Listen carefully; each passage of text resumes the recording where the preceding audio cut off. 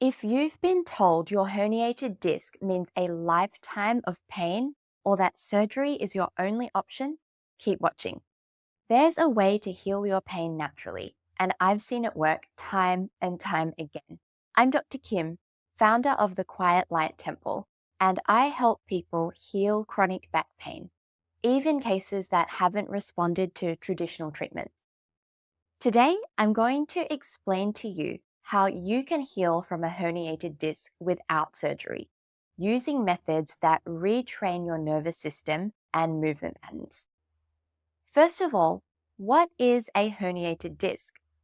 The spine is made up of bones called vertebra, and between them are discs that act like shock absorbers and allow for movement. A herniated disc, also called a slipped or bulging disc, happens when the soft, jelly-like center of a disc in your spine pushes out through a crack in the tough outer layer, potentially irritating nearby nerves and causing pain, numbness, or weakness. First, let's bust one of the biggest myths about herniated discs. Most people assume that if you have a disc bulge or herniation, it's the direct cause of your pain. But research shows that many people with disc herniations have zero pain at all. A study published in the New England Journal of Medicine found that 52% of people with no back pain at all actually had disc bulges diagnosed by MRI scans. This means that just because your MRI shows a bulge or herniation, it doesn't automatically mean it's the root cause of your pain. So, what causes the pain? Your nervous system's response to perceived threat. Your body is constantly assessing safety versus threat at every waking moment. If your brain perceives instability, injury, or danger, it triggers muscle guarding, causing tightness, restricted movement, and pain. Yes, so that means that stressful email from your boss could be a part of the cause of your pain. Many people experience pain not just from the disc itself, but from chronic muscle tension and poor deep core stability. If your deep core and glutes aren't activating properly, your spine experiences excess strain, leading to more discomfort. This is why simply stretching or strengthening doesn't always work, because it doesn't address the root cause of why your body is holding onto pain. Instead, we need to teach the brain and body that movement is safe again. I help my clients do this by leading them through a science-driven program of activating the deep core and glutes to stabilize the spine and releasing the hips to reduce pressure on the discs. We do this not with just regular run-of-the-mill exercises you can find on the internet, but with somatic movement, which has the added benefit of calming down your nervous system. We bring your body out of stress and survival mode and into a blissful, relaxed state, which allows your cells to actually begin healing. So, how do we apply this? Instead of just stretching or forcing movement, we need to teach your nervous system that it's safe to move again. One simple but powerful exercise is a somatic pelvis tilt, which activates your deep core. Here's how to do it. Start by laying on your back with your knees bent. Take note of how your lower back feels right now.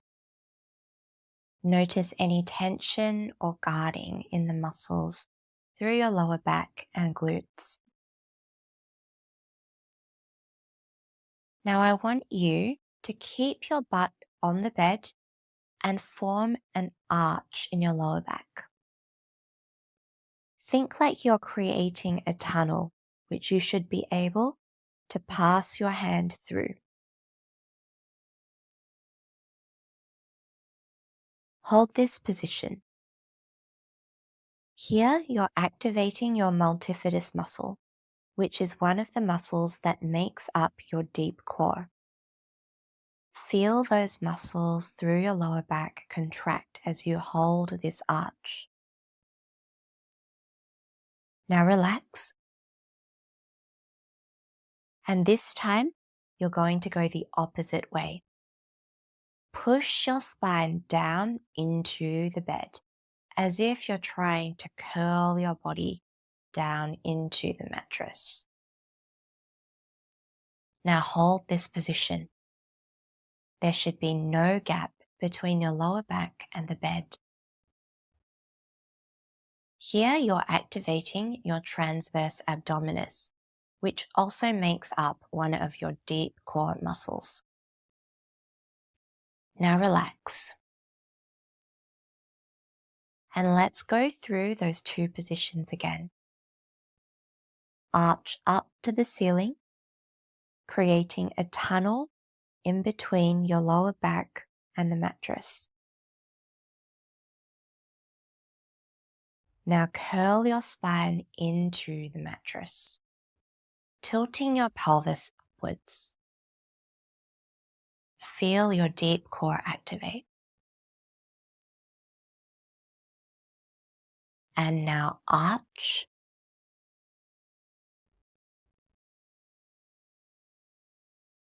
And flatten. And let's add in your breath. As you inhale, arch up. And exhale, flatten down to the mattress. Inhale, arch.